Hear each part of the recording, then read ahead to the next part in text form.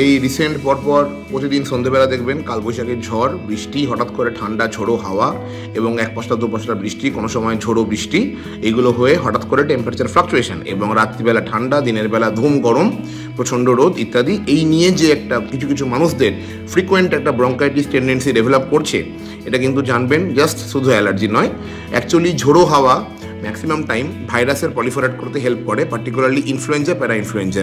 তাই জন্য যেখানেই দেখবেন কালবৈশাখী হয় কিন্তু ইনফ্লুয়েঞ্জা একটা ছোটো এপিডেমিক সৃষ্টি হয়, এবং এই ইনফ্লুয়েঞ্জা কিন্তু এই ঠান্ডা লাগা, কাশি, নাক দিয়ে জল পড়া, গলা ব্যথা, জ্বর এগুলো সৃষ্টি করে। এটির ট্রিটমেন্ট কিন্তু খুব ইজি, এটা কিন্তু কোনো অ্যান্টিবায়োটিক নয়, অ্যান্টিভাইরাল মেডিসিনস, এর সঙ্গে কফ সিরাপ, যারা অলরেডি ইনহেলার ইউজ করছেন ইনহেলার্স কন্টিনিউ করা, এবং যাতে দেখা যায় যে 3-4-5 দিন পরও জ্বর কমছে না, কাশি কমছে না, তাদের জন্য maybe sometimes low dose steroid use করতে হতে পারে।